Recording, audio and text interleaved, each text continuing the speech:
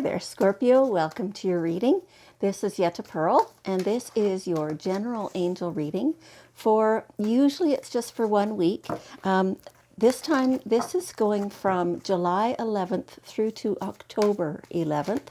Now, the reason I'm doing that is because I've been offered a really unique opportunity for this summer, and so I'll be going to do that, and I'll be off-grid mostly. So, unreliable internet. So I don't want to, leave things hanging that way. So we'll do this really beautiful summer-long reading for you before going. Okay, so let's see what your cards have to say today for this 3 months. Now, divine purpose. The things that are coming to you right now, they might feel pretty uncomfortable, is what I'm hearing. That word uncomfortable. There's nothing life-threatening or anything like that about it. It's just uncomfortable. So keep that in perspective, is what they're saying. And all the changes that are happening, all the opportunities coming, but that you'd love to take advantage of that, but man, that'll change everything else in your life. It's all related to your divine purpose. And you may or may not know what that actually is at the moment, or how this particular change is leading to that. But it doesn't matter if you can see at this moment where that's leading or not. If you're feeling that pull in your gut, that excitement, then you can understand, then you can identify that as being part of what's leading you to your divine purpose. So take it, even if it's uncomfortable, even if it's things that are wildly outside of your experience. You know what? So I have a little wee, thing that was given to me as a gift many years ago by a friend. And it says, "Life is a daring adventure." It sure is. And so if you find that your life has not been a daring adventure, maybe time to kick it up a notch. Get uncomfortable and accept the things that are coming to you, because they're all part of your divine purpose. Okay. And so right along with it, here it says, try something new. So again, even if it's way outside your experience zone, doesn't mean you can't do it. It sure doesn't mean you shouldn't do it. I mean, yeah, it'll change things. Yay! Things need to change. It's a beautiful thing to follow that trail up the mountain. Okay, all right. So keep that in mind as the ideas and the opportunities present themselves. Okay. Now, yes, so the next thing all about that is you are safe. Always. You are safe. And so for myself, I speak to my angels regularly and often. And, I ask directly for protection for myself, for all my family, for all our possessions, to keep things safe. There are times when either I have been forgetting to ask, or there's a greater purpose. That, for example, one of my kids recently had a truck stolen. Obviously the protection didn't stop that from happening, but it did stop any injury to them or things like that, right? And it's turning out really well. The hindsight part is turning out just fine for them. So you're always safe, you're always protected, particularly when you ask for it. Okay. Okay, so this is being a fairly quick reading here so far. We're half done already, or almost. Now, this next card, it's like you're letting uncertainty kind of bring you down. I can feel that, like it's just kind of a downer on this energy. This, ooh. even when you're taking advantage of these opportunities and you're doing things that are uncomfortable, that's maybe when you could feel this lack of knowing your light. And that's when you need to be reminded of it. So it's making me emotional. It's, it's a thing. It's a learning thing for you. We do have these ups and downs, right? Emotionally, things to release, things to acknowledge, things to get out of our way, and mountains to climb. And along the way, certainly at different times, you may lose some of your light. You don't ever lose your light. You may lose the remembrance of having that light, right? And then will come the upswing where you remember this. Something will come along to remind you of just how important you are in the scheme of the souls, right? So scheme meaning like the fabric of life. Every single one of us has our unique spot in that fabric. And where we are in that fabric, we can move around, unlike in, woven things. But no matter what spot we've decided to move to, we can't get it wrong. We will be guided. The flow will push us and pull us in the ways that we need to be to get to.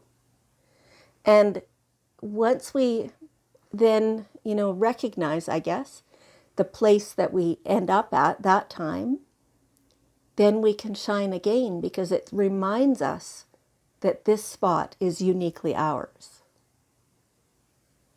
I hope that came out intelligently. Sometimes it gets jumbled, but it's a reminder that no matter what you're going through, no matter what things you are experiencing within your personal self, things that you're shedding, things that you're getting through, no matter how you are changing, that your light is always essential in the world. Okay.